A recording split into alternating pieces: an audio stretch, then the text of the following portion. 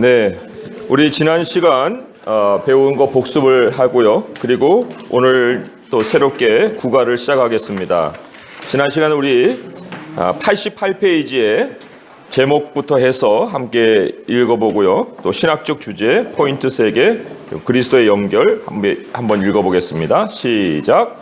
아브라함을 시험하시는 언약의 하나님, 신학적 주제입니다. 믿음은 구원의 약속에 신실하신 하나님을 신뢰하는 것입니다. 포인트 1. 하나님이 특별한 희생 제물을 요구하셨습니다. 포인트 2.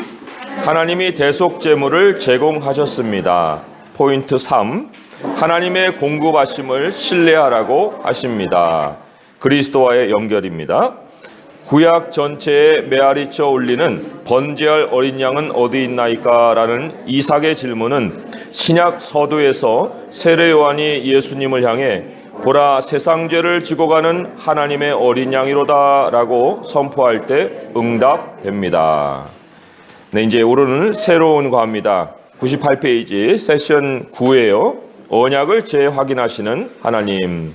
위에 타임라인을 쭉 보시면은 거기에 이제 까맣게 한 줄이 그어져 있는 거기에 이삭의 생애라고 나와요. 그래서 오늘 우리가 이삭의 생애를 중점적으로 다루면서 언약을 재확인하시는 하나님을 우리가 배우도록 하겠습니다.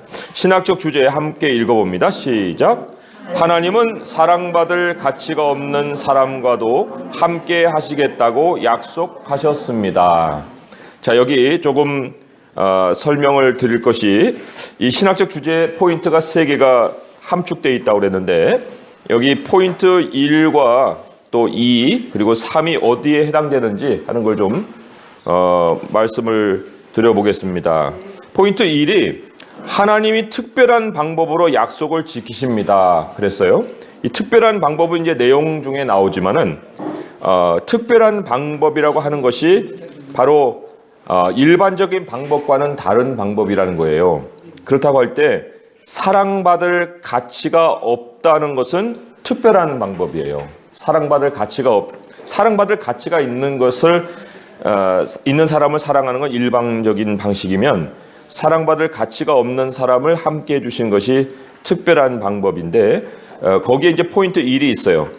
그리고 포인트 2도 그 말 안에 같이 담겨 있습니다. 왜냐하면 하나님은 자격 없는 사람들에게도 약속을 지키신다 했으니 사랑받을 가치가 없다는 것과 자격이 없다는 것이 일맥상통하는 그러한 개념이에요. 그래서 1번, 2번 포인트는 사랑받을 가치가 없는 사람이라는 그 문구 안에 포함이 되어 있고요. 그 다음에 포인트 3은 하나님은 우리와 함께 하심으로써 약속을 이루십니다. 그래서 함께 하신다는 것, 여기 함께 하시겠다고 약속하셨습니다라는 포인트 3이 신학적 주제 안에 들어 있습니다.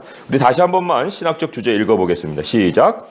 하나님은 사랑받을 가치가 없는 사람과도 함께 하시겠다고 약속하셨습니다. 자, 이제 제가 문단을 읽어볼게요. 윌리 윙카와 초콜릿 공장이라는 영화를 아십니까? 초콜릿 재벌 윌리 윙카의 초콜릿 공장에 초대받은 가난한 소년 찰리의 흥미진진한 모험을 다룬 영화입니다. 영화에는 공장에서 윙카를 돕는 난쟁이 일꾼들 움파룸파족이 나옵니다. 움파룸파족은 공장에서 어린이들이 규칙을 어겨 소각로로 빨려 들어가거나 어려움을 당할 때 나타나 도덕적 교훈을 담은 노래를 합니다. 항상 해야 할 좋은 것, 예를 들어 부모님께 순종해야 한다는 것을 노래하거나 피해야 할 것, 예를 들어 식탐에 대해 노래합니다. 그들의 메시지는 이렇게 살면 행복할 거야 입니다. 혹시 움파룸파족과 같은 관점으로 구약 성경을 바라보고 있지는 않습니까? 혹시 구약 성경의 요점을 행복하게 살려면 좋은 사람을 본받고 나쁜 사람 행동을 피하라는 것으로 생각하지는 않습니까? 그것은 잘못된 생각입니다. 구약의 메시지는 그런 것이 아닙니다. 구약 성경에는 하나님과 신실하게 동행했지만 고난을 당한 예가 많이 등장합니다. 반대로 하나님의 축복을 받을 가치가 없어 보이는데 하나님이 번창하게 하신 예들도 눈에 띕니다. 구약의 중심 메시지는 좋은 사람들이 아니라 하나님입니다. 인간은 죄를 짓고 사랑받을 가치가 없는 존재입니다. 그럼에도 불구하고 하나님은 우리와 함께 하시며 축복의 약속을 지키시는 은혜로운 분입니다. 자, 여기 읽으면서도 한 가지 줄을 그을 수 있는 것이 구약 중심 메시지가 좋은 사람들이 아니고 하나님이라는 거예요. 그건 이제 성경의 큰 주제이기도 하죠. 그래서 우리가 단원 1에서는 창조의 하나님을 배웠고 지금은 언약의 하나님을 배우지만 계속해서 12권 지속되면서 그 중심이 바로 하나님인 것을 우리에게 가르치고 있어요. 자, 그러면 질문을 해볼게요. 받을 자격도 없고 또 기대하지도 않았는데 선물을 받았던 적이 있습니까? 선물을 받으면서 무슨 생각이 들었습니까? 이 받을 자격도 없다, 또 기대하지도 않았다, 혹은 기대를 할 수가 없다, 뭐 이런 것은 앞에 이 움파 룸파족이 뭐 애들을 잘못할 때 나타나서 도덕적 교훈을 얘기한다고 그랬잖아요. 노래한다고 그랬잖아요. 그러니까 세상식의 가치관과 사고방식으로 보게 되면은 좋은 사람, 나쁜 사람으로 나를 바라보게 돼 있어요. 어떤 도덕적 교훈으로 나를 바라보니까 자격이 미달되는 거예요. 그래서 기대를 접게 만들죠. 뭐 나 같은 사람에게, 뭐 이런 자격이 없는 사람에게. 자, 그런데 그런 사람에게 선물을 준단 말이에요. 그러면은 덥석 받습니까? 네. 그러지 못해요. 아니, 왜 저한테 주세요? 그 막 좀 주춤하겠죠. 그리고 부끄럽기도 하고 또 겸연쩍어하기도 하고 또 제가 뭘 했다고 이런 걸 주세요 하고 이렇게 반문하기도 하고 그러잖아요. 뭘 했다고? 그게 사실 이게 핵심 우리의 어떤 묻어있는 가치관이에요. 뭘 했다고 뭐를 받느냐. 그런데 우리 주님이 우리에게 주시는 선물들 또는 이제 어떤 사람에게 받는 선물, 이런 거 선물을 자격 없을 때 받게 되면 뭔가 행위의 원인이 있는 것은 아니다. 나는 그럴 만한 일을 한 적이 없는데 뭔가 주면은 이거 행위 이외에 다른 이유가 있는 거 아니겠는가. 이런 생각을 하게 되죠. 그만큼 우리의 사고는 행위하고 연결이 돼 있어요. 그래서 그런 중에 이제 선물 받으면 세상에서는 야, 이거 땡 잡았다. 혹은 행운이다. 뭐 이렇게 생각했지만 우리 하나님의 백성들은 그것을 일컬어서 이제 하나님의 은혜라는 생각을 하지요. 자, 그런데 선물의 영적인 원리가 있어요. 하나님 우리에게 주시는 선물의 영적인 원리는 행위의 가치에 있지 않아요. 행위의 가치에 있는 게 아니고 존재의 가치에 있다는 겁니다. 존재의 가치. 그 존재의 가치를 정말 가치 있게 하는 것은 하나님이 함께 하신다는 그 사실에 있는 거예요. 그래서 아브라함은 홀로는 아무것도 아니에요. 그런데 하나님이 함께 해주시는 사람이 되니까 아브라함을 상대하는 사람을 따라서 복도 받고 저주도 당하는 거잖아요. 축복의 약속이 아브라함에게 있는 것은 결국은 하나님이 그와 함께 하시기 때문에 그런 거죠. 그래서 우리가 어떤 선물을 받을 때 행위로 보면은 내가 뭘 했지? 뭘 했다고 이렇게 주세요? 하지만은 그것을 내가 받을 수 있는 그런 자격의 그 근원은 하나님이 우리와 함께 하시기 때문이다. 그렇게 정리를 해볼 수가 있습니다. 물론 이제 개인적인 체험들을 떠올려서 한번 다시 정리도 해보시길 바라고요. 그러면 이제 그 밑에 있는 요약 부분, 이 세션 요약 부분을 한 목소리 한번 읽어보겠습니다. 시작. 이 세션에서는 아브라함의 후손들의 죄악되고 무가치한 삶에도 불구하고 그들과 함께 하시고 그들을 통해 세상을 축복하신다는 약속을 새롭게 하시는 하나님에 대해 살펴볼 것입니다. 아브라함의 후손들은 싸우고 거짓말하고 서로 속였지만 하나님은 여전히 신실하시며 그분의 약속을 거듭 새롭게 하십니다. 우리가 용기를 낼 수 있는 이유는 하나님이 자격 없는 사람들에게도 특별한 방법으로 약속을 지키시며 사명을 수행하는 자들과 함께 하신다는 것을 알기 때문입니다. 자, 포인트 1도 함께 읽습니다. 시작. 하나님이 특별한 방법으로 약속을 지키십니다. 자, 거기 있는 본문을 오늘 마지막 조부터 한번 거슬러 올라오겠습니다. 저 끝에 계시는 우리 성도님들 본문 읽어주세요. 시작. 아브라함의 아들 에서의 족보는 이러하니라. 아브라함은 이삭을 낳았고 이삭은 40세에 리브가를 맞이하여 아내를 삼았으니 리브가는 갔던 아람 족속 중 그의 아들이요 아람 족속 중 남한 인명이었더라. 이삭이 그의 아내가 임신하지 못하므로 그를 위하여 여호와께 간구하매 여호와께서 그의 간구를 들으셨으므로 그의 아내 리브가가 임신하였더니 그 아들들이 그의 태 속에서 서로 싸우는지라. 그가 이르되 이를 경우에는 내가 어찌할꼬 하고 가서 여호와께 묻자온대. 여호와께서 그에게 이르시되 두 국민이 내 태중에 있구나. 두 민족이 내 복중에서부터 나누리라. 이 족속이 저 족속보다 강하겠고 큰 자가 어린 자를 섬기리라 하셨더라.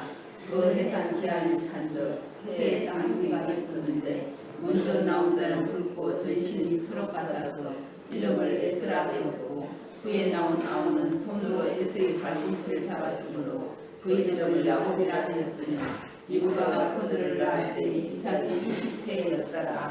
아멘. 약속의 자녀 이삭은 하나님이 아브라함에게 주신 땅, 후손, 축복의 약속들을 믿고 미래를 향해 나아갑니다. 그러나 약속들이 성취되기 전에 먼저 해결되어야 할 문제가 있었습니다. 아브라함의 아내처럼 이삭의 아내 리브가도 자녀를 갖지 못했기 때문입니다. 리브가의 불임은 우주적 비극입니다. 리브가가 자녀를 갖지 못한다는 사실은 하나님의 약속들을 위험에 빠뜨릴 것입니다. 왜냐하면 죄의 저주를 제거하고 사탄을 패배시키는 일이 아이의 탄생을 통해 이루어질 것이며 세상의 회복도 아브라함의 자손을 통해 이루어질 것이라고 하나님이 약속하셨기 때문입니다. 이삭은 아내 리브가를 위해 기도했고 하나님이 기적적으로 그녀의 태를 여셨습니다. 여기에 나타난 패턴이 눈에 보입니까? 하나님은 실현되기 어려운 임신과 출산으로 자신의 약속을 지키시고 자기 백성을 구원하십니다. 그리고 그 과정에서 하나님을 신뢰하라고 하십니다. 질문이에요. 하나님이 약속이 성취되기까지 우리에게 역경을 허락하시는 이유는 무엇입니까? 그랬습니다. 자, 오늘 이 포인트의 그 제목이 특별한 방법이에요. 이 특별한 방법, 굉장히 오늘 중요한 그 포인트를 다루고 있어요. 특별한 방법. 그게 이제 하나님이 우리에게 역경을 허락하신다는 건데 왜 그러냐 하는 거예요. 왜? 자, 그러면 이제 우리도 기도 제목들이 많잖아요. 기도하면 그 다음날 이루어져요. 기도하면 그 다음날 이루어져요. 막 기도하는 대로 일이 착착착착 진행이 돼요. 그러면은 응답이 빠르면 빠를수록 어떻게 됩니까? 우리가 일에 주목하게 되겠죠. 그리고는 계속 계획이 새로워지고 이제 많은 일들을 우리가 감당을 할 수 있을 거예요. 그렇지만 응답이 느리다. 그렇게 되면은 일이 쌓여서 막 진행되고 또 막 계획이 머릿속에 돌아가기보다는 다시금 우리가 이게 왜 안 되지? 왜 안 되지? 하고 우리 스스로 생각을 해보게 하는 거예요. 그리고는 일 중심이 아니고 뭔가 다른 것에 우리의 마음을 두게 만들죠. 하나님의 신뢰가 모든 일의 중심이 되게 하는 과정이 바로 이 역경이라는 과정이라고 할 수 있어요. 그리고 역경을 통해서 일이 정리가 됩니다. 해야 할 일과 또 하지 말아야 할 일을 잠깐 우리가 그러한 견디는 기간을 통해서 하나님이 주도해 가시면서 정리를 해 주신다는 거예요. 그래서 그 다음을 내가 계획해서 기도 제목 세우고 그리고 하나님 그 다음 날 이루어주고 또 내가 기도 제목 세우고 그러면 누구에게 주도권이 있어요? 내 자신에게 주도권이 있겠죠. 그러나 하나님은 기도 제목이 많은 것을 우리에게 요구하시는 것이 아니고 하나를 기도해도 하나님을 신뢰하는 과정 속에서 그 일이 성취되는 것을 보기를 원하시는 거예요. 그래서 기도와 응답 사이에는 하나님을 신뢰하는 과정이 들어있는 거죠. 그래서 거기 문단 위에 그 과정에서 하나님을 신뢰하라고 하십니다 하는 말씀이 있어요. 그래서 우리가 시편에도 그런 말씀 언뜻 지금 떠오르지만 시편 130 아마 3편일 거예요. 시편 131편에 보게 되면은 이런 말씀이 있어요. 여호와여 내 마음이 교만하지 아니하고 내 눈이 오만하지 아니하오며 내가 큰 일과 감당하지 못할 놀라운 일을 하려고 힘쓰지 아니하나이다. 실로 내가 내 영혼으로 고요하고 평온하게 하기를 젖된 아이가 그의 어머니 품에 있음 같게 하였나니 내 영혼이 젖된 아이와 같도다. 이스라엘아 지금부터 영원까지 여호와를 바랄지어다. 만약에 하나님의 응답이 역경이 없이 찾아오게 되면 아마 우리에게는 놀라운 일, 큰 일, 더 큰 일, 더 큰 일, 더 큰 비전 막 쭉쭉쭉쭉 뻗어나갈 거예요. 그러나 하나님이 우리를 보내신 것은 땅에 어떤 일을 많이 성취하라는 것이 아니라 하나님을 신뢰하고 하나님과의 관계를 깊이 가지라 하는 거기에 있음을 우리가 기억할 수 있어야 됩니다. 자, 그 다음 문단 제가 또 읽어볼게요. 리브가는 쌍둥이를 임신했는데 그들이 태중에서 싸움을 벌였습니다. 당황한 리브가가 어떻게 해야 하냐고 하나님께 물었습니다. 하나님은 이 싸움이 그들의 삶을 미리 보여주는 싸움이라고 대답하셨습니다. 즉 두 나라가 리브가의 태에 있었던 것입니다. 그들은 서로 싸우겠지만 결국 형이 동생을 섬기게 될 것입니다. 하나님의 구원과 축복이 세상에 임할 것입니다. 이것이 이루어지는 방법은 매우 특별합니다. 고대에는 유산을 장자에게 물려주었습니다. 그런데 하나님은 동생 야곱에게 유산을 약속하셨습니다. 장자인 에서가 아니라 동생인 야곱이 하나님의 약속을 가지고 미래로 나아갈 것입니다. 그 옆에 크리소스톰이 말한 문장이 상당히 의미가 있어요. 하나님의 계획이 우리 이해의 범위를 초월하는 데는 많은 이유가 있다는 거예요. 따라서 어떠한 경우에도 하나님의 지혜에 경탄하며 말로 다 표현할 수 없는 그분의 사랑을 찬양하게 됩니다. 하나님이 우리를 끌어가시는 방식 안에는 우리가 가지고 있던 여태까지 그 세상 사고방식을 깨는 과정이 있습니다. 세상의 이해 방식을 깨시고 하나님의 계획을 이루시는 거예요. 자, 여기 보면 옆에도 보면 유산을 장자에게 물려주는 게 세상의 일반 방식이에요. 그 하나의 예지만 많은 예가 있어요. 그런데 하나님 어떻게 해요? 야곱에게 유산을 약속하잖아요. 둘째에게. 왜 둘째냐? 물으면 하나님이 우리에게 많은 일들 통해 주시는 답은 내가 하는 방식은 너희 방식하고 달라. 너희들의 사고방식 안에 내가 갇혀 있지 않아. 하나님이 행하시는 방식은 따로 있어. 이것을 우리에게 거듭거듭 말씀을 해주시는 거예요. 아브라함이 이삭을 낳을 때도 25년의 그런 고통의 기간이 있었고, 또 이삭이 에서와 야곱을 낳는 그 기간도 20년의 세월이 걸리잖아요. 왜 그래요? 왜? 그냥 일반의 방식으로 결혼하고 10개월 후면 애가 태어나는 그런 방식을 왜 안 쓰냐는 거예요. 그것은 하나님을 배우는 데에는 세상의 우리의 모든 생각의 틀이 깨져야 되는 과정이 필요하기 때문에 그렇다는 거예요. 하나님을 사과한다는 건 그렇게 우리의 일반의 상식으로 될 수 있는 일이 아니라는 것에 초점이 있습니다. 그게 특별한 방법이라는 거예요. 자, 질문을 보겠어요. 그리스도의 사랑을 받거나 전할 자격이 없다고 생각한 적이 있습니까? 당신의 어떤 한계가 그런 생각을 하게 합니까? 사랑을 받거나 자격이 없다. 위에 있는 그 문단의 예를 한번 들어보면은 출생의 배경이에요. 출생의 배경. 야곱이 그것 때문에 간계한 술수를 썼잖아요. 근데 출생의 배경으로 이제 예를 들면은 동생으로 태어났다. 또는 뭐 요즘 시대는 안 그렇지만 딸로 태어난 것에 대한 서러움. 이런 것이 있잖아요. 그러니까 자격이 없어 나는. 뭘 할 자격도 없고 이런 것도 할 수 없고 저런 것도 할 수 없고. 뭐 그런 정도면은 그 보통이죠. 그러나 예를 들면은 입양을 한다. 입양하러 미국으로 뭐 보내졌다. 또 고아다. 그리고 뭐 결혼 관계가 아닌 그런 상황에서 아이를 낳는데 호적에도 올릴 수 없는 그러한 신분을 가지고 있다. 뭐 옛날에는 아버지가 이제 인정해주면 서자로는 등록을 해주지만 그런 상황도 아니게 되면 이게 어떻게 되는 것이냐 하는 그러한 여러 가지 우리들이 자격 없다고 생각할 수 있는 것이 우리의 출생부터 있을 수 있는 거예요. 출생에서부터. 그리고 또 여기 유산을 장자에게 물려준다고 했을 때 뭐 여기는 뭐 그래도 물려받는 유산이라도 있으면 다행인데 유산은 없다. 나는 부모에게 받은 게 아무것도 없다. 그러니까 돈 없는 가정 그런 것이 출발에서부터 그 사람을 굉장히 괴롭힐 수가 있죠. 그러니까 이 사람들의 생각이라는 건 세상의 시스템 안에서 돌아가는 거예요. 이 시스템이라는 것은 우리가 생각보다 굉장히 우리의 생각을 묶습니다. 문화적인 시스템이 있어요. 그다음에 돈이라는 경제 시스템이 있습니다. 또 뭐 어떤 것이 있습니까? 문화, 돈, 뭐 관계 시스템이 있죠. 그래서 외국에 가면은 다 first name으로 대현, 뭐 철수, 뭐 영희 이렇게 부르는데 우리나라는 그 이름을 못 불러서도 영어를 못 해요. 한국 사람들이 영어 학원 가가지고 서로 이제 얘기를 해야 되는데 U를 못 하는 거예요. 왜? U가 존칭이 아닌 것처럼 느껴지는 거예요. How are you 하면은 나이만 사람한테 이게 내가 존대를 해야 되는데 하대를 하고 이렇게 동등하게 여기는 것 같은 그런 느낌을 받는 것 자체도 우리가 관계 시스템 안에 묶여 있는 거예요. 그리고 우리 교회 안에서 호칭은 어떻습니까? 호칭이 없는 분들 부르기가 쉬워요? 선생님, 뭐 선생님도 조금 그런 것 같고 그러면 이제 그 사람이 뭐 사장이든 부장이든 하면 사장님, 부장님 불러주면은 좀 나은 것 같고 형제님 하면은 뭐 형제 뭐 이런 식으로 또 째려볼 사람도 있는 거고 나이 많으신 할머니한테 자매님 하면은 뭐야? 내가 왜 자매야? 노인 존경도 몰라? 뭐 이런 식으로 이제 할 수도 있고. 그러니까 이게 문화와 관계가 다 이게 다 섞여 있어요. 거기다 이제 돈까지 막 섞여 있으면은. 그리고 가장 큰 것이 뭐냐면 이데올로기예요. 이데올로기.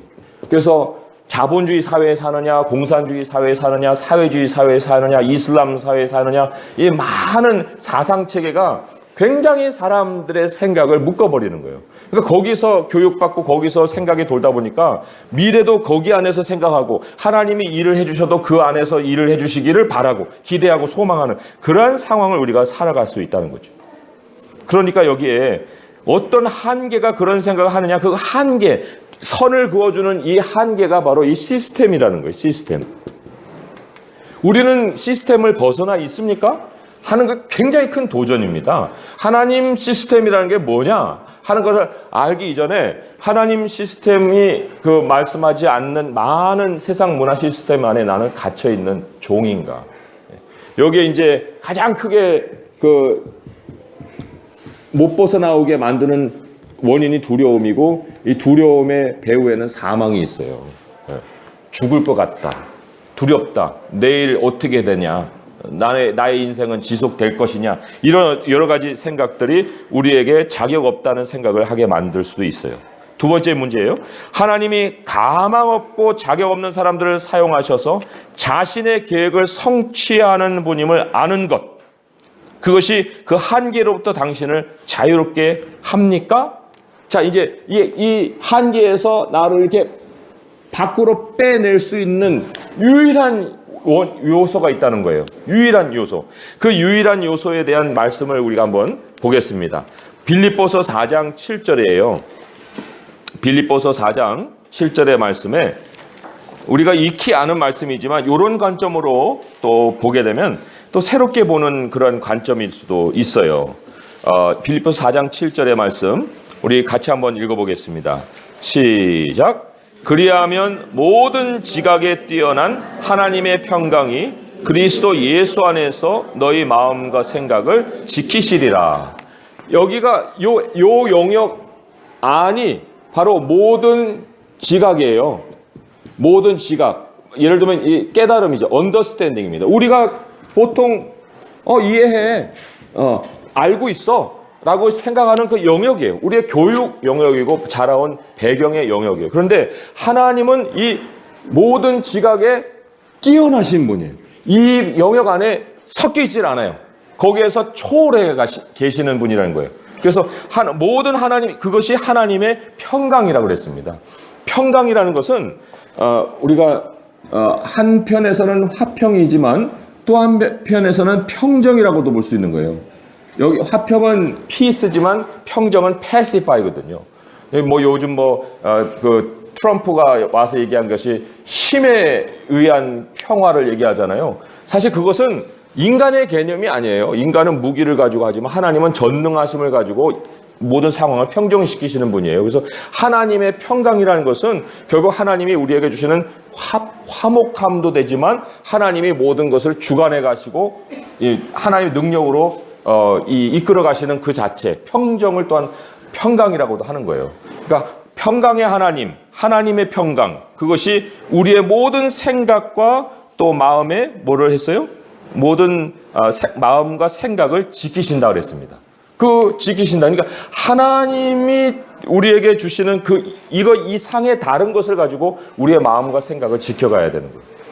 과연 그런데 그것이 무엇이냐 할 때 이 빌립보서 4장에 보게 되면은 기도에 대한 말씀이 기록이 되어 있는데 5절과 6절의 말씀에 그런 말씀이 있어요. 너희 관용을 모든 사람에게 알게 하라. 주께서 가까우시니라. 아무것도 염려하지 말고 다만 모든 일에 기도와 간구로 너희 구할 것을 감사함으로 하나님께 아뢰라 하는 말씀이 있어요. 기도라는 것은 이런 거예요. 기도는 시스템 안에서 가능성을 이렇게 두들겨 보는 게 아니에요. 기도는 가능성을 타진해 보는 게 아니에요. 하나님, 나 돈이 필요해요. 돈이 생길까요? 하나님, 돈 생길 수 있는 길을 좀 열어주세요. 근데 이제 우리는 돈 생길 수 있는 길이 우리가 생각하는 한계 안에 있는 거예요. 뭐 직장을 더 좋은 걸 얻는다든지 아니면 누군가 나에게 뭐 투자를 한다든지 뭐 이런 식의 방식만 알고 있을 뿐이지 하나님이 행하시는 방식에 대해서는 꽝일 때가 너무 많거든요. 그러니까 이 기도를 할 때 우리의 생각을 여기다가 묶으면 안 되는 거예요.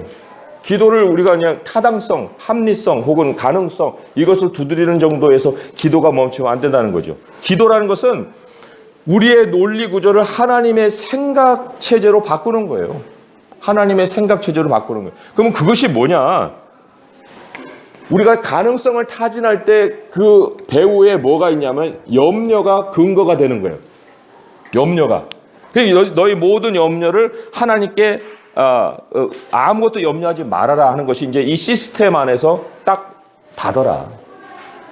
이거는 너희가 할 영역이 아니니까 아무것도 염려하지 마. 시스템 안에서 너의 길이 있는 게 아니야. 그러니까 거기서 상상하지도 말고 그냥 닫고 어떻게 하라는 거예요. 하나님의 평강의 생각으로 나오라는 건데 거기에 보면 8절에 보면 이런 말씀이 있어요. 8절과 9절에 보면은 생각하고 행하라는 두 가지 명령이 있는데 생각의 시스템을 바꾸는 거예요.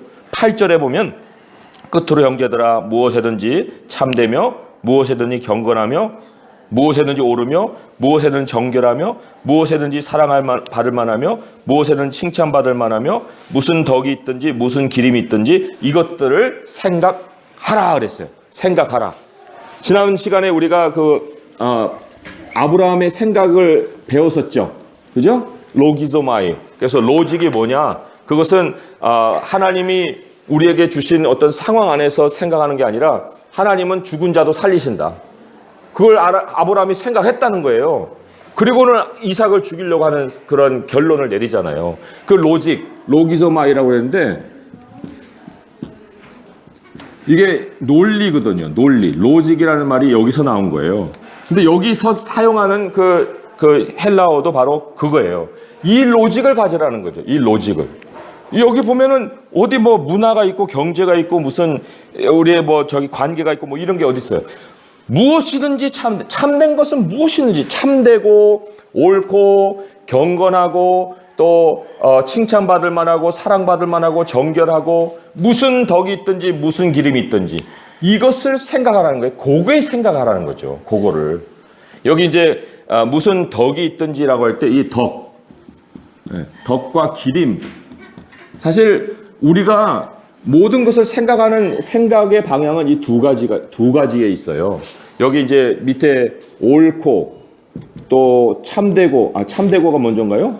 참되고 옳고 그다음에 경건하고 또 사랑받을 만하고 또 칭찬받을 만하고 또 뭐가 있습니까? 하나 더 있는데 정결하고. 예.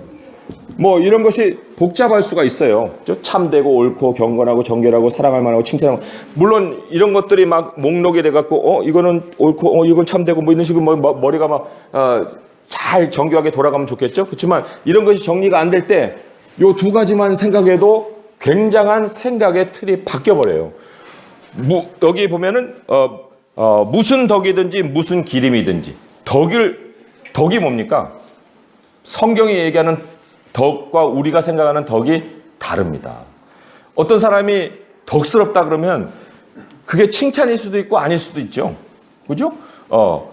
그게 모양을 보고 덕이라고 할 수도 있고 그 사람의 삶의 모양을 보고도 그러니까 생김새를 보고도 덕이 있다고 말하기도 하고 어떤 삶을 보면서도 저 사람은 덕이 있는 분이야 이렇게 얘기하기도 하지만 성경이 얘기하는 덕은 그런 거하고 달라요. 성경이 얘기하는 오늘 덕을 좀 정리를 해드리면은 베드로후서를 꼭 가봐야 합니다. 왜냐하면 거기에 이제 덕에 대한 말씀을 기록하고 있기 때문에 그래요. 먼저는 베드로 전서 2장을 한번 가보세요. 베드로전서 2장 9절의 말씀. 제가 먼저 읽어볼게요. 베드로전서 2장 9절의 말씀.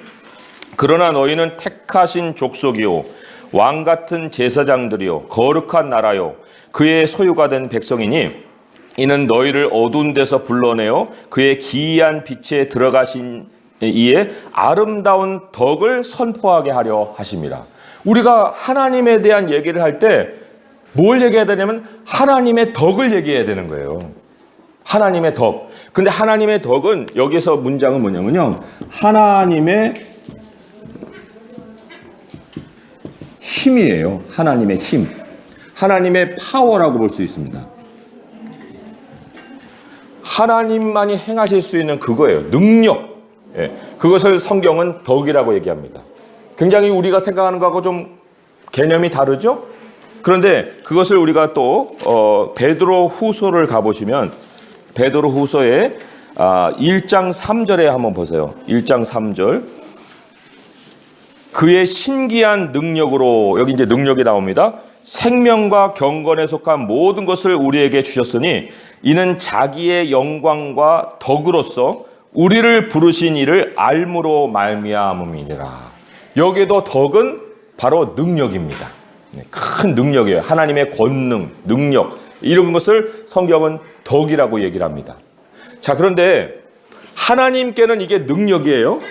하나님께는 능력인데 그 능력이 우리의 것으로 적용이 되면 하나님의 덕은 하나님의 권능이고 기이한 어떤 일 이런 것도 거기에 포함이 돼 있어요. 기이한 일, 놀라운 일 이런 것들을 성경은 이제 하나님의 덕이라고 얘기하는데 이게 우리에게로 적용이 돼서 오면은 이 덕은 building up이에요. 교회를 세워가는 것을 덕이라고 얘기합니다. 교회를 세워가는 것.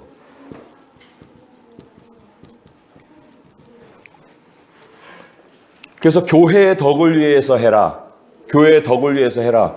그런 말씀들이 신약 성경에 있습니다. 구절을 안 찾아봐도 그런 개념들을 우리가 익숙히 알게 있어요. 무엇을 교회의 덕을 위해서 뭘 하라 할 때 그 교회의 덕은 바로 교회를 세워가는 것을 얘기합니다.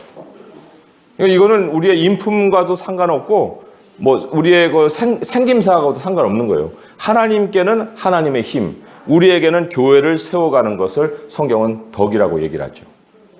그러니까 이 교회를 세워갈 때, 그러니까 우리가 덕을 도덕과 연결시키는 것은 우리가 가지고 있는 가치관 속에 시스템 속에서 정리되는 정의고 하나님의 시스템 속에 하나님의 말씀 속에서 얘기하는 덕은 이런 다른 차원을 가지고 있다고 할 때 무슨 덕이든 무슨 기림이든 기린다는 건 누구 이렇게 기린다. 찬양한다는 얘기 아니에요. 찬양하고 막 기리고. 그러니까 무슨 덕이든 무슨 기림이든 그것을 생각하라 할 때 무슨 덕이라는 것은 하나님이 권능으로 행하실 거예요. 하나님이 권능으로 행하시고 우리를 적용하게 되면 우리가 교회를 세우는 일, 무슨 일이든지 무슨 덕이든지 무슨 기림이든지 무슨 기림이라는 것은 찬양받고 높아지는 걸 얘기하는 거잖아요. 근데 그거는 내가 주인공이 아니거든요. 그러니까 어떤 생각의 구조를 우리가 바꾼다고 할 때 이 틀 안에서 모든 지각에 뛰어난 하나님의 평강 속에서 생각하게 되면 무슨 기름이든지 무슨 덕이든지 그 두 가지만 생각해도 내 생각 속에서 내가 지금 고민하고 염려하는 것이 전혀 정말 이게 저차원적인 거구나. 하나님의 권능이 나타날 수 있는 방식으로 하나님 행하시옵소서. 그러면 우리는 그 방식은 모르는 거예요. 방법 자체는 몰라요. 그러나 하나님은 그 방식을 택해서 반드시 하신다는 거죠. 그러니까 내가 생각할 수 있는 방식으로 어떤 문제가 해결될 것 같다면 그건 꽝입니다. 그런 방식으로 하나님이 절대로 행하지 않습니다. 그것이 만약에 우리에게 주어진다 해도 그것은 오히려 미혹일 수가 있지 하나님이 행하시는 일이 아닙니다. 하나님은 항상 행하시고 당신이 영광을 받으세요. 당신이 찬양을 받으시지 우리가 다 했다라는 그런 결론을 내리게 만들지 않으시니까 여기 하나님의 생각으로 논리를 전환시키는 거 그것을 우리가 이제 질문에 대한 답으로 생각해 볼 수가 있어요. 자신의 계획을 성취하는 분임을 아는 것이 그 한계로부터 당신을 자유롭게 합니까? 당연히 우리를 자유롭게 하죠. 우리의 생각의 구조는 하루아침에 바뀌는 것이 아니기 때문에 지금까지 국어까지 배운 안에서도 굉장히 많은 것을 우리에게 가르쳐 줬는데 앞으로도 이러한 것들은 우리 성경 안에서 정말 무한하게 나올 수 있는 개념들이라는 것을 우리가 기대할 수가 있어야 됩니다. 자, 그 정도만 하고요. 2번 함께 포인트 읽어보겠습니다. 시작. 하나님은 자격 없는 사람들에게도 약속을 지키십니다. 자, 그 앞에 쪽 본문 안 읽어주시죠? 예, 우리 정용진 집사님도 같이 네 분이서 읽어주시면 되겠네요. 시작. 아브라함 때 천지문을 들었더니 그 땅에 또 6년이 되는데 이삭이 고난로 가서 블레셋 왕 아비멜렉에게 이르렀더니 여호와께서 이삭에게 나타나 이르시되 너로 내려가지 말고 내가 내게 지시하는 땅에 거주하라.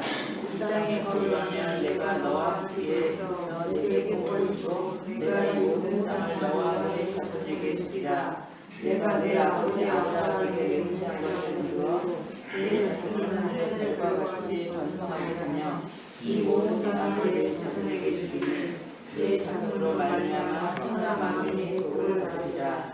이는 아브라함이 내 말을 순종하고 내 명령과 내 계명과 내 율례와 내 법도를 지켰습니다 하시니라. 이삭이 그랄에 거주하였더니. 네, 아멘. 이삭의 삶에서 기근은 하나님이 힘든 상황 속에서도 약속을 지키시는 분임을 알게 해줍니다. 하나님이 이삭에게 애굽으로 가지 말고 블레셋 지역의 그랄에 살라고 하십니다. 이삭도 자신의 아버지처럼 그리고 미래의 후손들처럼 약속의 땅 밖에서 이방인들과 함께 생활했습니다. 그의 아버지처럼 그도 블레셋 왕 아비멜렉과 함께 시간을 보냈습니다. 어려운 상황과 이삭과 그의 후손들의 자격 없는 인격, 그것은 우리로 하여금 하나님이 과연 약속을 지키실지 의문을 품게 합니다. 자연재해나 인간의 불순종이 하나님이 자신의 약속을 신실하게 지키시는데 방해 요인이 될까요? 하는 질문을 가지고 다른 질문 첫 번째 한번 보겠습니다. 하나님의 약속들을 의심하게 하는 상황이 있습니까? 경제적 어려움, 건강 문제, 가정 문제, 직장 문제 혹은 다른 문제입니까? 자, 이 문제인데 그 문제를 보면은 1절을 보시면 아브라함 때 첫 흉년이 들었는데 그 땅에 또 흉년이 들었어요. 첫 흉년도 들고 또 흉년도 들고. 그러면은 그 이후에 흉년이 해결되면 흉년 끝입니까? 어느 순간에 또 흉년 또 들어요. 또 들고 또 찾아오고 또 찾아오고. 문제는 반복이 되는 거예요. 문제는 반복이 됩니다. 이것을 우리가 세상이 가지는 본래의 모습이라고 받아들일 수가 있어야 돼요. 문제는 반복된다. 그렇지 않아야 세상이 아니라는 거예요. 문제가 없어야 될 세상에서 문제가 생기는 게 아니고 문제는 반복될 수밖에 없는 세상이 우리가 살고 있는 세상이라는 걸 전제를 해야 됩니다. 그건 깨진 세상이잖아요. 하나님과 관계를 단절시켜버린 그런 세상이니까 그거를 우리가 못 받아들이면 이제 문제를 만날 때 내가 잘못인가? 이거 내가 뭘 잘못했지? 막 이런 어떤 나에 대한 어떤 그 자책감 이런 속에 이제 굉장히 쌓여지게 되거든요. 그러니까 그러한 상황은 계속 지속될 수가 있는데 그런데 하나님의 약속은 우리도 그런 상황에 매여 있지 않을 뿐만 아니라 하나님의 약속은 더더군다나 그 약속이 상황에 매여져 갖고 자꾸 변동되면 하나님의 속성입니까? 하나님의 약속의 속성은 그런 것이 아니거든요. 상황이 오히려 하나님의 약속을 성취하여서 하나님의 영광을 드러내는 근원이 되는 거예요. 문제가 그 문제로 인해서 하나님이 하나님 되시고 하나님이 그 문제를 뛰어넘어서 약속을 이루시는 분이시라는 것을 더 드러내 줍니다. 거기에 대해서 우리가 그러니까 어려움을 우리가 보는 시각을 좀 바꿀 필요가 있는데 시편 50편을 한번 보세요. 시편 50편 15절의 말씀이에요. 시편 50편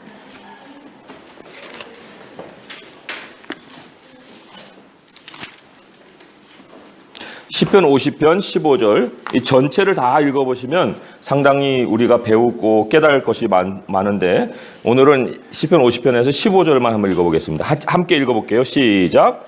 환난 날에 나를 부르라.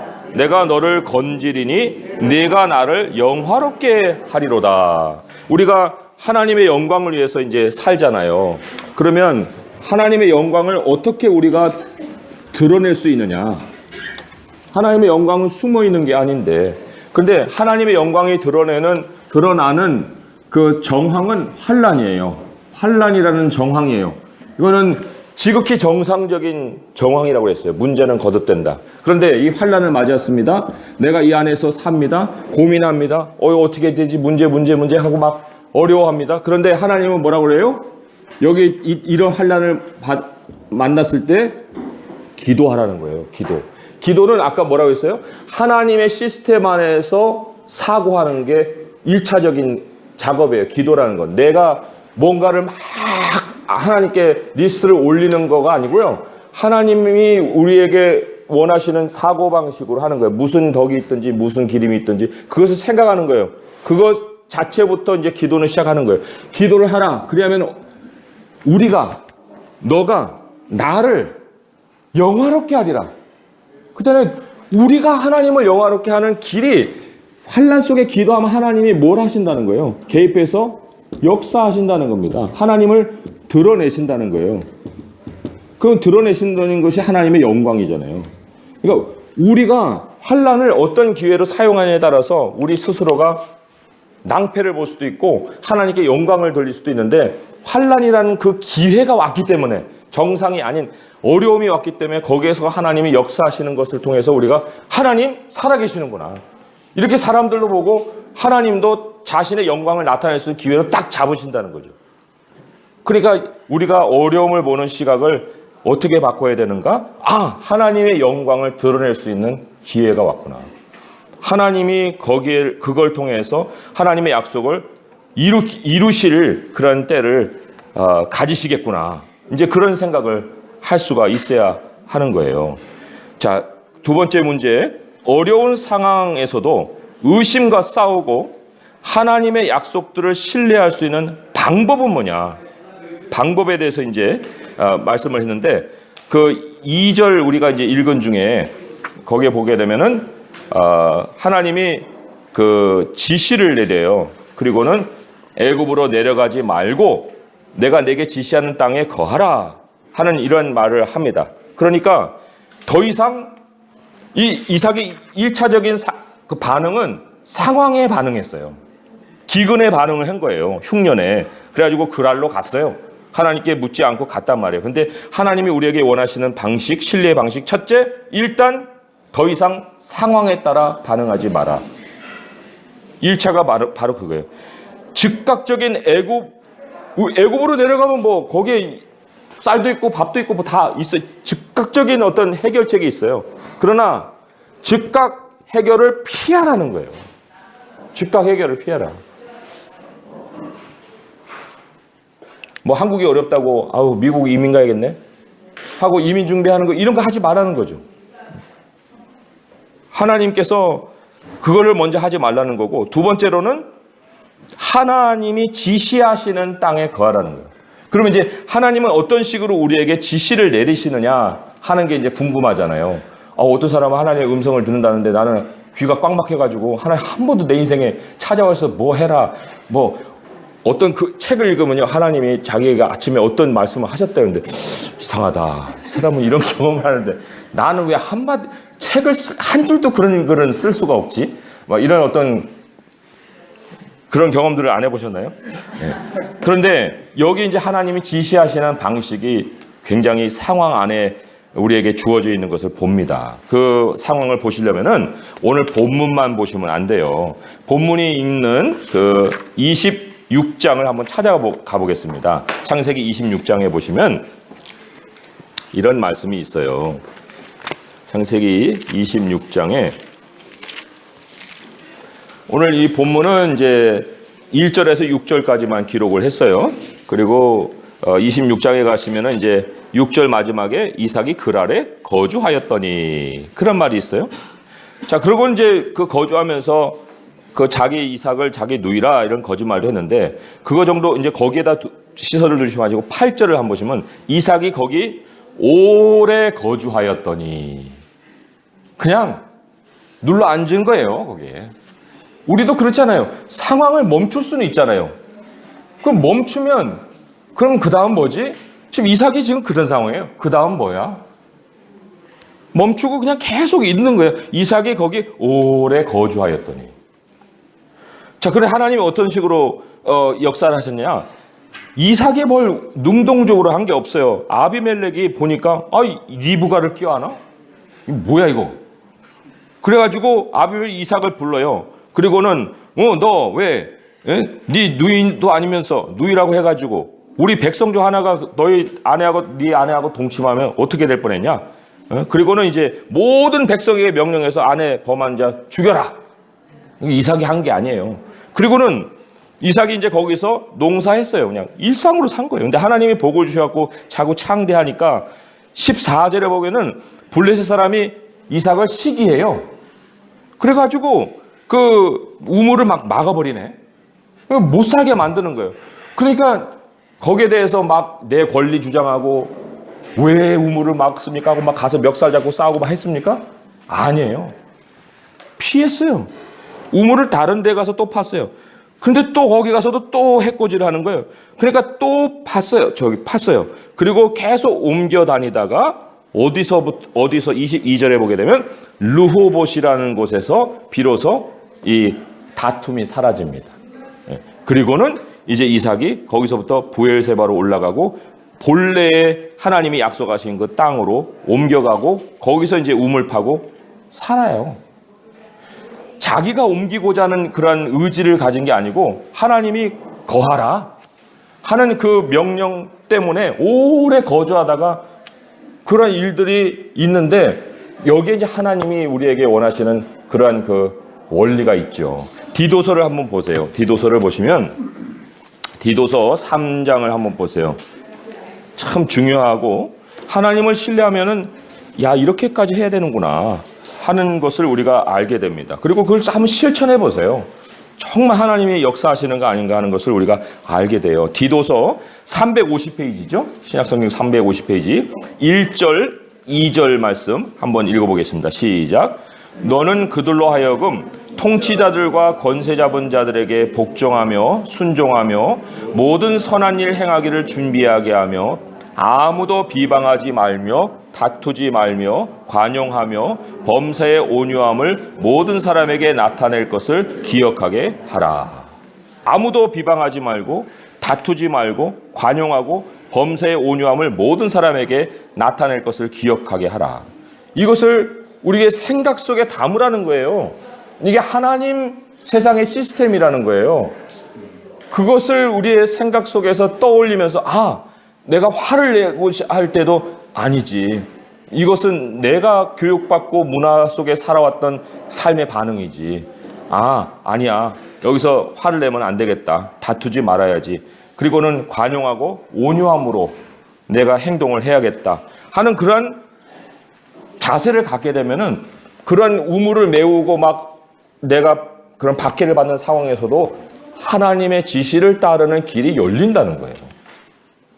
지시라는 게 어느 날 갑자기 뭐 하나님이 나에게 음성을 들려주시는 그런 것에 있는 게 아니고 우리 사고 속에 하나님의 생각을 불어넣어 주신다는 거예요. 성경을 통해서 생각을 우리에게 각인시켜 주시고 그게 삶 속에서 옛 가치관과 그것을 갈등하지만 하나님이 주시는 말씀으로 결론을 내릴 수 있도록 해주시는 그것이 바로 하나님의 지시예요. 자, 이런 하나님의 지시, 하나님의 해결책, 이것이 얼마나 중요한 결과를 가져오냐면요. 앞에 한번 보세요. 본문에 보시면은, 교재의 본문을 보시면, 여기 이삭을 지켜주신 그런 복을 주신다는 약속이 굉장히 엉뚱하게 그 기록이 되어 있어요. 뭐냐면 5절에 보면 이는 아브라함이 내 말을 순종하고 내 명령과 내 계명과 내 율례와 내 법도를 지켰다.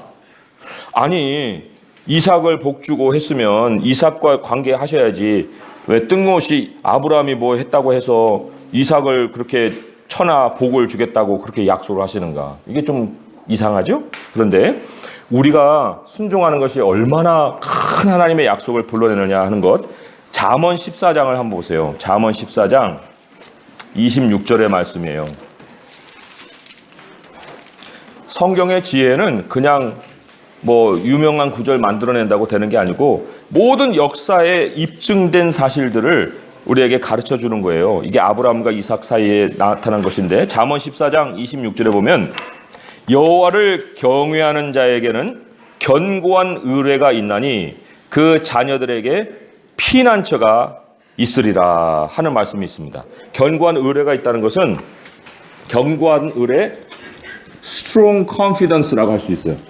아주 강한 확신이라는 거예요. 강한 확신.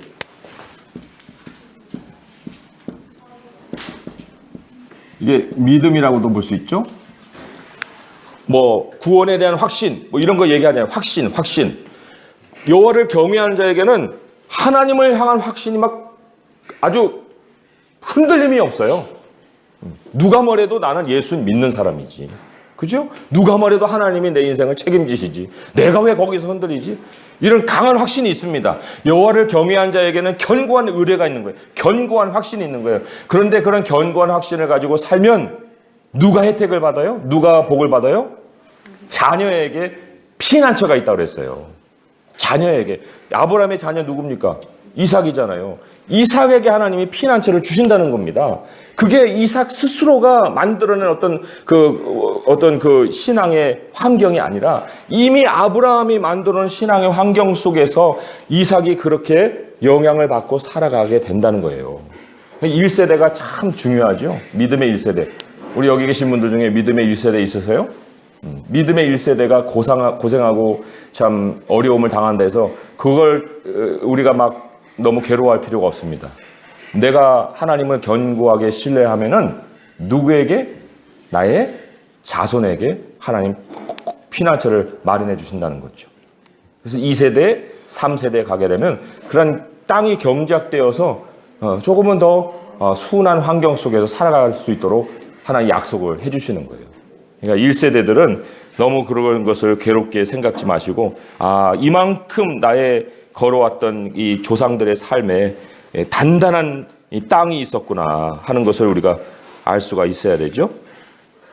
그래서 이 하나님의 지시가 임하는 방식 이제 정리를 해봅니다. 사실 이 박해와 이 영접이라는 이 두 가지가 하나님이 우리의 어떤 그 다음을 지시해 주시는 큰 표적이래요. 박해와 영접이. 마태복음 10장을 이제 가서 보시면은 너희를 영접하는 자의 집에 머물러라. 그죠? 평안을 구하라. 그리고 너희를 영접하는 자에게 머물러라. 그런데 언제 떠납니까? 너희를 박해하면은 이 동네에서 피해서 저 동네로 가라. 예. 이게 이제 순결한 비둘기 같은 모습이죠. 예. 비둘기는 어리석음의 상징이라고 그랬잖아요. 예. 물론 이 비둘기 같이 성령이 임하시는데 뭐 그 성령의 상징을 비둘기로 했다고 해서 그것이 아니고 비둘기 모양이라고 했어요. 거기 성경에는. 그러니까 비둘기 모양이라는 건 모양이 이렇게 냈다는 것이 성령이 비둘기는 아니에요. 그러나 비둘기로 상징을 하게 되면 그건 다 어리석음인데 순결하게 어리석을 정도로 그 상황 안에 그냥 머물러 살라는 거예요. 상황 안에.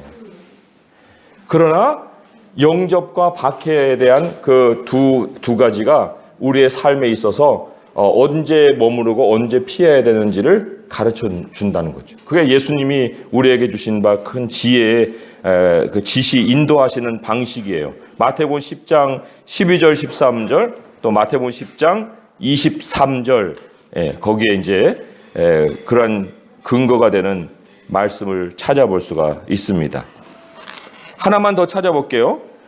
베드로전서 4장 12절 13절입니다. 베드로전서 4장 12절 13절입니다. 사랑하는 자들아 너희를 연단하려고 오는 불시험을 이상한 일을 당하는 것 같이 이상히 여기지 말고 오히려 너희가 그리스도의 고난에 참여하는 것으로 즐거워하라. 이는 그의 영광을 나타내실 때에 너희로 즐거워하고 기뻐하게 하려 함이라. 아까 시편의 말씀과 일맥상통하죠. 그래서 이상하다. 연단 왜 이게 내게 찾아오지? 이렇게 생각지 말고 그것을 오히려 즐거워하라. 왜냐하면 미래가 하나님의 영광으로 나타나는 그러한 결과가 있기 때문에 그럴 것이다 라고 말씀을 하고 있어요. 자, 102페이지 밑에 문단부터 또한 제가 읽어보겠습니다. 하나님은 이 기회를 사용하셔서 이삭에게 자신의 약속을 재천명하셨습니다. 왜냐하면 이삭의 아버지 아브라함이 하나님께 순종했기 때문입니다. 하나님이 아브라함의 순종을 언급하신 것이 흥미롭습니다. 왜냐하면 아브라함이 항상 순종하지는 않았기 때문입니다. 아브라함이 하나님을 신뢰하지 않고 문제를 자기 손으로 해결하려 했던 일들을 기억합니까? 그는 사라에 대해 거짓말을 했고 종 엘리에셀을 상속자로 삼으려 했으며 하갈에게서 이스마엘을 얻었습니다. 있습니다. 아브라함의 무자격에도 불구하고 하나님은 은혜로 아브라함과 맺은 약속을 지켰습니다. 결국 아브라함은 하나님의 은혜로 변화되었습니다. 믿음과 순종의 사람이 되어 약속의 자녀를 제물로 바치는 데까지 이르렀습니다. 창세기 26장의 나머지 부분에서 이삭 역시 자격 없는 사람이지만 하나님이 여전히 은혜로 약속을 지키심을 볼 수 있습니다. 아버지처럼 이삭도 아내 리브가를 여동생이라고 둘러대며 내주었습니다. 리브가의 아름다움에 반한 그 지역 사람들이 자신을 죽이고 리브가를 데려갈까 두려웠기 때문입니다. 이삭이 아내에게 비겁했음에도 불구하고 하나님은 그를 축복하셨습니다. 이삭은 그곳에서 큰 부자가 되었는데 재산이 얼마나 많았던지 블레셋 사람들이 그가 떠나기를 바랄 정도였습니다. 결국 이삭은 부엘세바 땅으로 돌아갔고 거기서 하나님은 약속을 재천명하셨습니다. 자, 질문입니다. 하나님은 자격이 없고 무가치한 사람에게도 약속을 주십니다. 그렇지만 우리는 종종 하나님이 화가 나셨다고 생각하거나 우리가 하나님의 기준에 못 미쳐 복을 받지 못했다고 생각합니다. 이런 생각을 하는 이유는 무엇입니까? 굉장히 중요한 질문이에요. 왜 그렇게 생각합니까? 할 때 약속을 우리 기준으로 보는 거예요. 아까 선물을 우리 기준으로 보듯이 약속을 우리 기준으로 보는 거예요. 그래서 약속을 이루는 것도 우리가 행한다고 생각하기 때문에 뭔가 이렇게 내 자신이 부족하고 하게 되면은 또 일이 잘 안 되게 되면은 그 하나님이 화나셨나? 아니면 내가 하나님께 못 미쳐서 이런 복을 받지 못하나? 막 이런 그 생각을 하게 되죠. 위에 박스 안에 진리이신 하나님이란 교리 부분이 있는데 거기에 중요한 한 표현이 있어서 제가 지목해 드릴게요. 먼저 읽어봅니다. 성경은 하나님 안에는 거짓이 없다고 분명하게 말합니다. 하나님은 모든 것을 있는 그대로 드러내십니다. 그러니까 말씀은 말씀 자체지 뭐 거기다가 뭐 하나님이 다른 거 이렇게 숨겨놓고 얘기 안 하시고 뭐 그런 거 아니라는 거예요. 약속은 약속 자체라는 거죠. 그리고 우리에게 주신 모든 말씀의 진실성은 하나님이 보증하신다. 이게 핵심인 거예요. 하나님이 보증하신다. 우리에게 주신 모든 말씀의 진실성은 하나님이 보증하심으로 하나님의 모든 말씀은 신뢰할 만합니다. 사람에게 정직하고 거짓 증언하지 말라는 말씀은 우리를 창조하신 분의 완전한 진실성에 근거한 말씀입니다. 진실을 말하는 것이야말로 우리가 하나님의 형상을 지닐 수 있는 유일한 방법입니다. 하나님의 아들은 길이요 진리요 생명이십니다. 그러니까 둘러대지 말고 거짓말하지 말고 뭐 떠보지도 말고 꾸미지도 말고 모함도 하지 말고 그냥 있는 그대로 얘기할 거 얘기하고 할 거 없으면 얘기하지 말고 그리고 하나님이 약속을 보증하셨는데 내가 잘못해서 그런 약속이 이루어지지 않는가? 네. 이런 생각을 할 이유가 없다는 겁니다. 중요한 것은 우리를 기준으로 사는 것이 아니라 내가 하나님 안에 있는 거예요. 내가 하나님 안에 있는 존재라는 것을 늘 기억하는 거예요. 하나님 밖에서 내가 하나님께 도달하지 못하는 존재로 자꾸 거리를 뛸 것이 아니라 이미 하나님 안에 들어와 있기 때문에 하나님과 나는 하나예요. 하나의 운명체예요. 고린도후서 1장 20절에 그런 말씀이 있죠. 그리스도 안에서 모든 것이 다 예가 된다 그랬어요. 그리고 우리는 아멘하여 하나님께 영광을 돌린다. 그런 말씀이 고린도후서 1장 20절에 나오죠. 1장 20절에 하나님의 약속은 얼마든지 그리스도 안에서 예가 되니 그런즉 그로 말미암아 우리가 아멘하여 하나님께 영광을 돌리게 되느니라. 그러니까 우리가 그리스도 안에서 하나님의 약속에 예가 되기 때문에 그리스도 안에서라는 것은 in Jesus거든요. 혹은 in Christ. 그리스도 안에서. 그런데 이게 참 하나님이 우리에게 주시는 성경의 그 개념이 일맥상통한다는 것이 우리가 기도할 때 누구의 이름으로 기도해요? 예수님의 이름으로 기도하죠. 근데 이름으로 할 때 in the name이거든요. by가 아니거든요. 예수님의 이름을 빌려서 기도합니다. 예수님의 이름을 받들어서 이런 표현은 없어요. 여기 이제 그런 기도를 하시는 분들이 있겠지만 다시는 예수님의 이름을 받들어서 기도하지 마세요. 예수님의 이름으로 기도하는 거예요. 예수님의 이름 안에서 그리스도 안에서 하나님의 약속이 다 이해가 되면 기도도 하나님의 약속 안에서 그리스도 안에서 이해가 되지 않겠어요? 예수님의 이름 안에서 기도하는 거예요. 마무리를 다 그렇게 하는 거예요. 우리 하나님이 우리 그리스도 안에서 우리에게 주신 약속이 우리에게 아멘을 요구하시는데 그 아멘도 하나님 안에서 아멘이 중요하다. 하는 것을 우리가 하나님이 보증하신 약속이다. 자, 3번으로 넘어갑니다. 하나님은 우리와 함께 하심으로 약속을 이루십니다. 혹시 하나님과의 관계가 주는 혜택 때문에, 잘 들어보세요. 혜택 때문에 하나님께 접근하고 있지는 않습니까? 하나님과 관계를 갖는 이유가 부수적인 혜택, 뭐 떡고물이 떨어지는 거죠. 죽으면 천국에 가고 황금길 걷고 완벽하게 건강하고 슬픔이 없고, 그런 때문이어서는 안 될 것입니다. 우리는 이 모든 것을 합한 것보다 훨씬 더 나은 것을 가졌음을 기억해야 됩니다. 그것은 바로 누구예요? 하나님입니다. 예수님의 죽음과 부활의 복음에서 가장 중요한 것은 그것이 우리에게 주는 혜택이 아닙니다. 복음이 우리에게 하나님을 준다는 사실입니다. 하나님이 우리의 하나님이 되시고 우리는 그분의 백성이 되고 하나님과 영원히 함께할 것입니다. 하나님의 은혜로운 인재에 대한 약속이 성경 전체에서 거듭거듭 천명됩니다. 창세기 28장에도 그 약속이 나옵니다. 자, 그 다음 쪽 말씀 읽어주세요. 시작. 야곱이 부엘세바에서 떠나 하란으로 향하여 가더니 한 곳에 이르러는 해가 진지라. 거기서 유숙하려고 그곳에 담돌을 가져다가 베개로 삼고 거기 누워 자더니 꿈에 본즉 바닥다리가 땅 위에 서 있는데 그 꼭대기가 하늘에 닿았고 또 본즉 하나님의 사자들이 그 위에서 오르락 내리락 하고 또 본즉 여호와께서 그 위에 서서 이르시되 나는 여호와니 너희 조부 아브라함의 하나님이요 이삭의 하나님이라. 내가 누워있는 땅을 내가 너와 내 자손에게 주리니 내 자손이 땅의 티끌같이 되어 내가 서쪽과 동쪽과 북쪽과 남쪽으로 퍼져나갈지며 땅의 모든 족속이 너와 내 자손으로 말미암아 복을 받으리라. 내가 너와 함께 있어 내가 어디로 가든지 너를 지키며 너를 이끌어 이 땅으로 오게 할지라. 내가 내게 허락한 것을 다 이루기까지 너를 떠나지 아니하리라 하시니라. 야곱이 잠이 깨어 이르되 여호와께서 과연 여기 계시거든 내가 알지 못하였도다.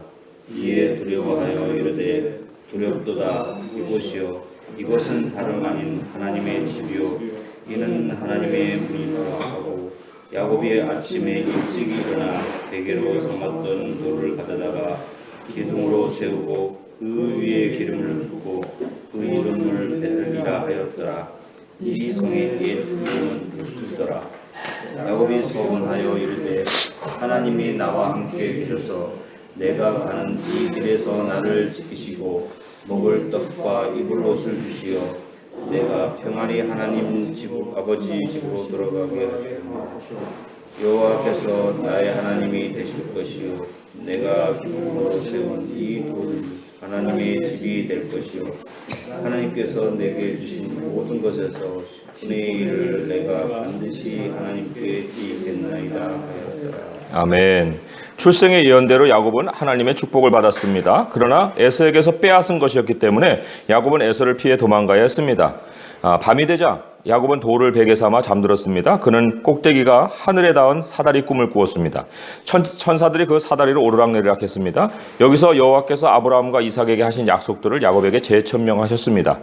여호와께서는 야곱에게 자신이 아브라함과 이삭의 하나님이며 이제 야곱의 하나님이 되실 것을 일깨우셨습니다. 하나님이 야곱과 그의 후손에게 약속의 땅을 주실 것입니다. 수많은 후손을 주실 것이고 그들이 땅에 퍼질 것입니다. 하나님은 세상 모든 민족이 야곱의 후손에 의해 축복을 받을 것이라고 하셨습니다. 그리고 다시 약속하셨습니다. 내가 너와 함께 있다. 야곱은 베개로 사용한 돌을 세워 표석으로 삼고 그곳의 이름을 베델 곧 하나님의 집이라고 했습니다. 야곱에게 그곳은 하늘의 문이었습니다. 하나님이 에덴에서처럼 하나님의 사람들 중에 살겠다고 약속하셨습니다. 그러자 야곱은 여호와를 자신의 하나님으로 섬기겠다고 서원했습니다. 질문이에요. 하나님의 임재를 경험하고도 변화되지 않을 수 있을까요? 변화되지 않는다면 그 이유는 무엇일까요? 여기 이제 야곱이 대표적인 예인 거예요. 하나님을 경험한 것 같아 보여요. 그런데 그 야곱이 경험한 것은 하나님에 대한 혜택이었다는 겁니다. 그걸 우리가 얘기해 볼 수 있는 것은 하나님보다 대가의 어떤 내가 원하는 그런 조건들이 더 많아요. 하나님은 지금 여기 계신다고 고백을 했어요. 야곱이 몇 절에 있습니까? 16절에 여호와께서 과연 여기 계시네 하고 이제 꿈을 통해서 하나님에 대한 임재를 체험했는데, 그런데 하나님은 여기 계시는데 나의 하나님이 되는 것은 나름대로 조건이 되게 많아요. 그리고 여기 보면 21절 마지막쯤에서 뭐뭐뭐뭐뭐뭐 하시오면 여호와께서 나의 하나님이 되실 것이요. 참 하나님이 생각할 때 야, 야곱 정말 대책 없다. 이렇게까지 나를 경험한 사람도 세상에 별로 몇 사람 없을 텐데 그런데도 이런 거 해주시면 나의 하나님이 되실 거라. 그래, 세월이 좀 오래 걸리겠구나 생각을 하시겠죠? 그러니까 하나님이 여기 계시는데 나의 하나님이 되는 나름대로 조건들은 우리에게는 바로 없는가? 내가 내세우는 조건들. 하나님이 사실 우리에게 원하시는 건 하나님 자신이잖아요. 하나님 자신을 원하기를 우리에게 원하시죠. 그런데 더 원하는 것이 하나님이 아니고 하나님이 주신 혜택이라면 바로 야곱과 같이 오랜 세월이 걸려서 마지막에 이제 하나님과의 어떤 씨름, 그죠? 야복강가의 씨름을 통해서 하나님을 다시 만나는 경험을 필요로 한다 할 수 있어요. 자, 계속 읽어보겠어요. 창세기 28장은 하나님이 하나님의 사람들과 함께하기 위해 이 땅에 오신다는 것을 보여줍니다. 야곱의 사다리는 바벨탑과 정반대입니다. 바벨의 사람들은 탑을 세워 하나님께 올라가려 했습니다. 그러나 이 사건으로 오히려 온 땅에 흩어져 분리되었습니다. 그러나 야곱의 후손이시며 성육하신 하나님이 하늘에서 내려오실 때는 이 땅의 모든 사람을 하나님께로 이끄실 것입니다. 그분은 땅의 모든 사람을 축복하시고 다시 연합시킬 것입니다. 요한복음 1장 51절은 예수님이 천국으로 가는 진정한 길이라고 말씀합니다. 예수님은 땅과 하늘을 다시 연결하는 분입니다. 한번 요한복음 1장 51절 찾아볼까요? 거기에 보면은 사다리 얘기를 예수님이 인용하셨어요. 그런데 거기에 이제 하나 주목할 표현이 있어요. 1장 51절을 보시면은 이런 말씀이 있습니다. 또 이르시되 진실로 진실로 너희에게 이르노니 하늘이 열리고 하나님의 사자들이 인자 위에 오르락 내리락 하는 것을 보리라 하시니라. 인자 위에 사다리 대신에 인자가 거기에 그 소개가 되어 있고요. 그리고 인자 위에 오르락 내리락 하는 것은 길을 연상해죠. 그래서 이 길을 밟고 올라가기도 하고 또 내려오기도 하는 이러한 그 개념을 우리에게 예수님이 말씀을 해주셨습니다. 그리고 사다리이기 때문에 또 거기에 연결성이 암시가 되어 있어요. 자, 그런 것들을 좀 마음에 가지시고 질문을 한번 보겠습니다. 죄는 어떤 식으로 하나님의 임재를 경험하지 못하도록 막습니까? 할 때 죄라는 것은 하나님과의 단절이죠.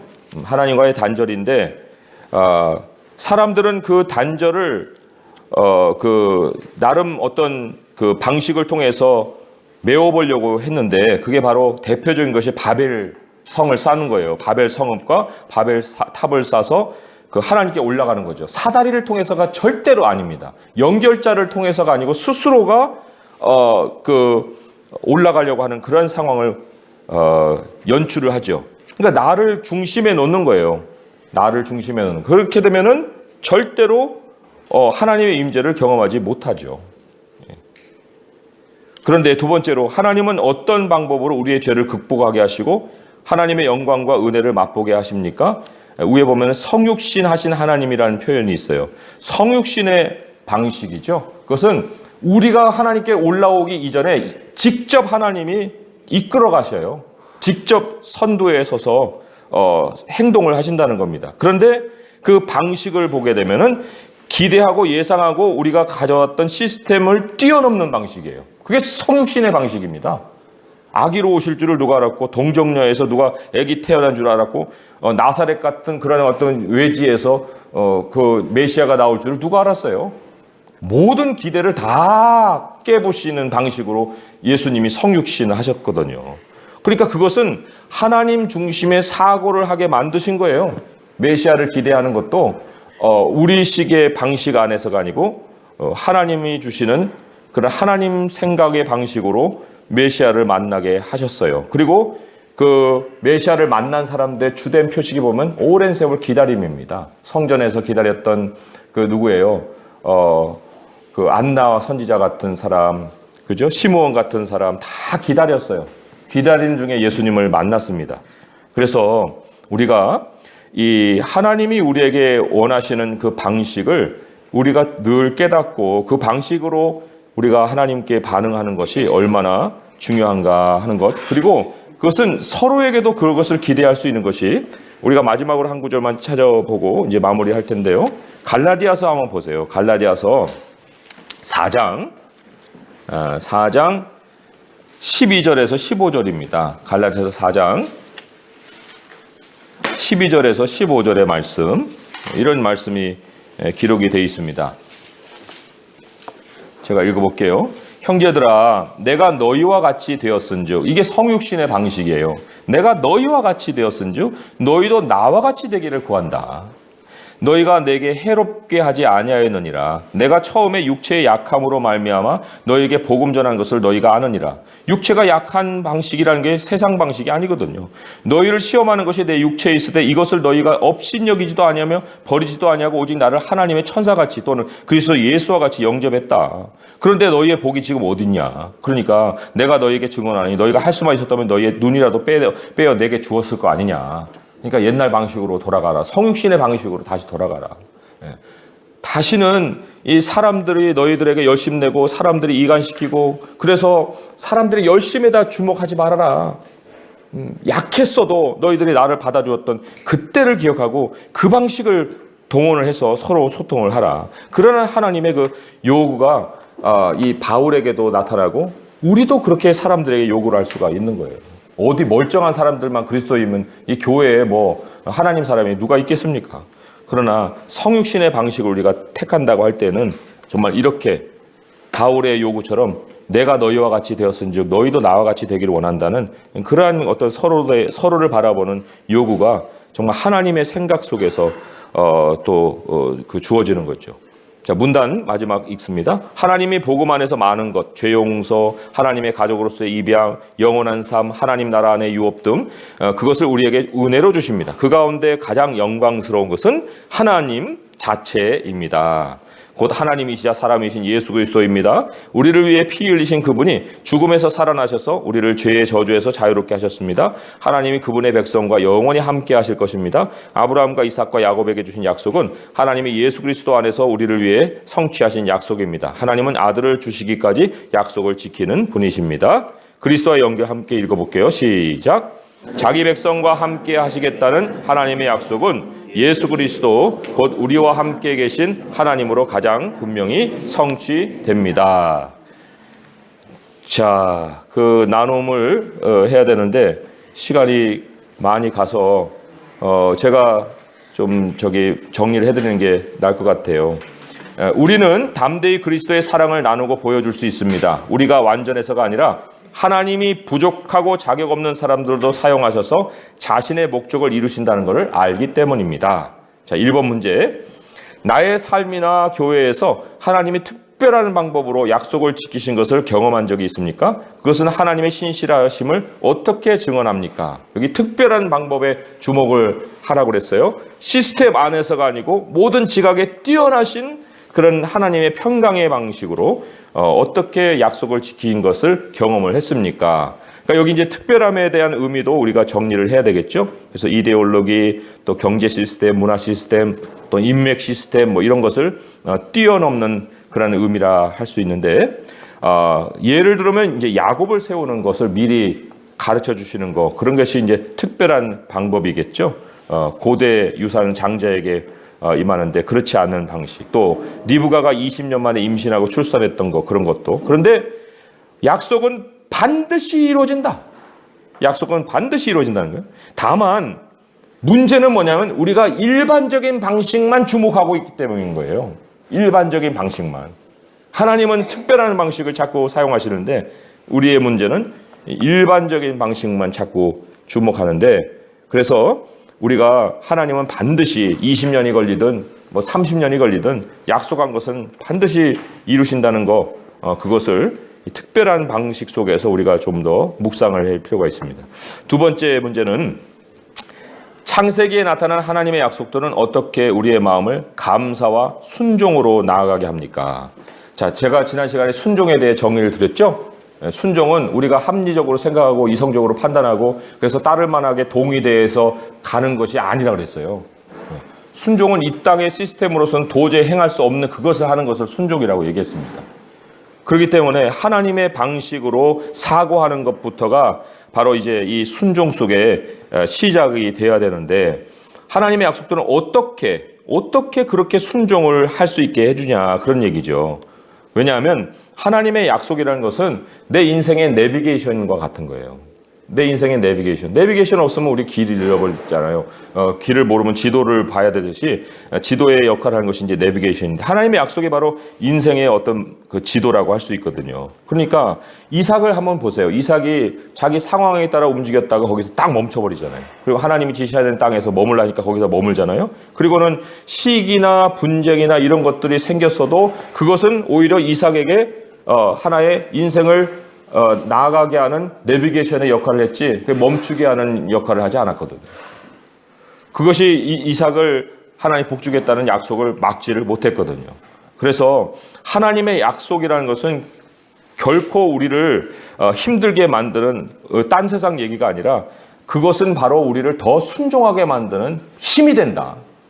약속만 있으면 다 되는 거예요. 약속만 있으면. 그것이 없기 때문에 방황하는 거지 약속이 있는데 왜 우리가 거기에서 어려움을 자꾸만 상상을 합니까? 그럴 이유가 없어요. 자, 3번 보면 나는 어떤 식으로 하나님의 임재를 경험합니까? 그것이 삶에 어떤 변화를 주고 있습니까? 할 때 어떤 식으로 하나님의 임재를 경험하느냐 할 때 사실 우리가 하나님의 혜택을 통해서라고 얘기하면 빵점이죠. 우리가 공부한 거에 대해서는 그거 아니에요. 우리가 인생의 주인 자리에서 물러나야 되는 거죠. 그죠? 그리고 정말 예수 그리스도가 사다리이시고 또 하나님의 사자를 그 인자 위에서 오르락내리락 했으니 예수님을 통해서 메시지가 오기도 하고 우리의 기도가 올라가기도 하는 거잖아요. 그죠? 그래서 예수님을 통해서 하나님과 소통하는 그런 것이 우리로 어떻게 변화를 주느냐? 기다리게 하죠. 인내하게 하죠. 또 사람들과 막 부딪혀서 막 거기서 해결을 보려고 하는 게 아니고 온유하게 하죠. 관용하게 하죠. 심지어는 핍박도 견디게 하는 거예요. 핍박도.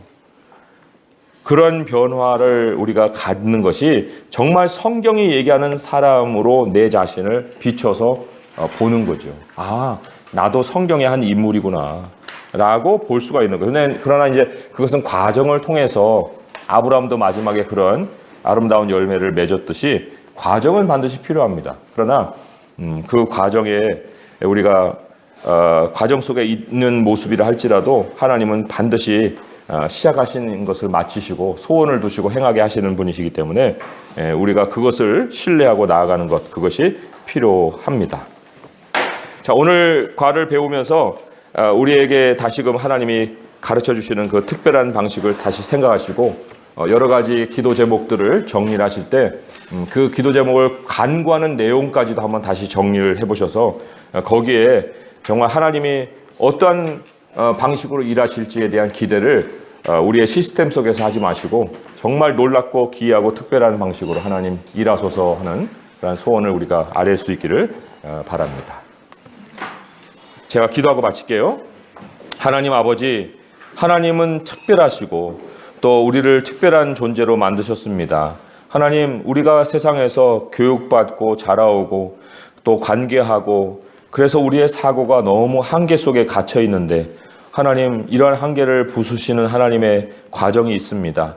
역경과 어려움과 고난은 세상이 왜곡돼 있어서 찾아오는 지극히 당연한 모습이고 우리 하나님은 그것을 통해서 일하심으로 하나님의 영광을 드러내 주십니다. 하나님, 지금까지 우리가 어리고 어리석어서 하나님이 주는 혜택만 그저 날름날름 받아먹고 살았는지 모르겠습니다. 그러나 하나님, 우리에게 가장 중요하신 하나님이 우리의 삶의 중심에 계시고 하나님의 약속이 신실하게 우리의 삶을 인도해 가시오니 하나님, 이후로 순종하는 저희가 되게 하시고 우리의 생각 무엇이든지 정말 옳고 참되고 또 정결하고 칭찬받을 만하고 사랑받을 만하고 정말 무슨 덕이 있든지 무슨 기림이 있든지 하나님의 권능을 기억하고 하나님께 찬양 돌릴 것을 생각하고 우리들의 모든 기도까지도 점검하여서 하나님 안에서 간구하고 기도할 때 우리 주님이 이루시는 놀라운 일들을 체험하는 성도님들이 다 되게 하여 주시옵소서.